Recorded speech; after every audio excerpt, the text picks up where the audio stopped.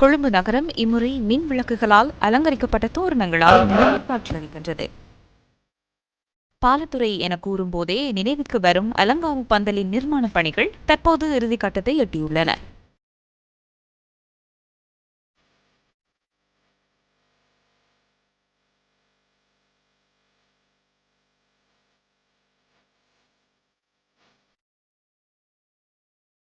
சிலாபம், மாதம்பேர், கெபல்லேவல ஸ்ரீ ரத்னசிரி பிரிவினாவில் இம்முறை தேசிய வெசாக் வைபவம் நடைபெறவுள்ளது.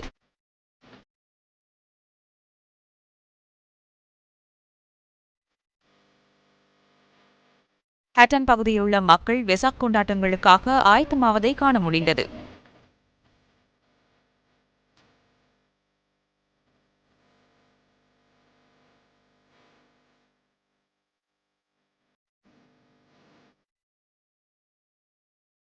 கோவிட் நிலைமை, நாட்டின் பொருளாதார நெருக்கடி ஆகியவற்றை எதிர்கொண்ட மக்கள் இம்முறை வெசாக் பூரணியை கொண்டாட தயாராகி வருகின்றனர்.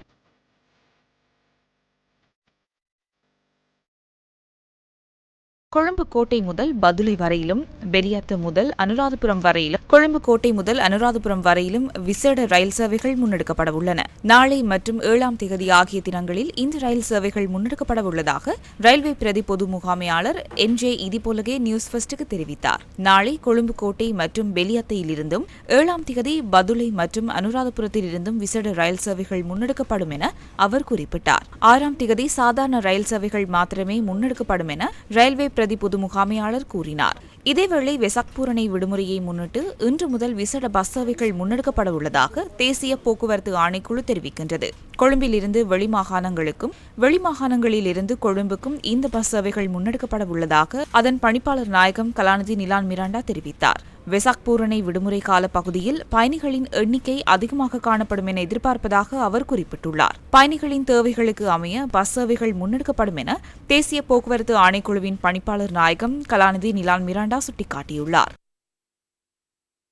இதனிடையே அனுராதபுரம், புனித பூமி மற்றும் நாடளாவிய ரீதியில் உள்ள பிரதான விகாரைகளை அண்மித்துள்ள பகுதிகளில் விசேட பாதுகாப்பு வேலை திட்டம் நடைமுறைப்படுத்தப்பட்டுள்ளதாக போலீசார் தெரிவித்துள்ளனர். வெசாக் வலயத்தை அண்மித்துள்ள பகுதியில் நாளை முதல் விசேட பாதுகாப்பு வேலை திட்டம் முன்னெடுக்கப்பட உள்ளது.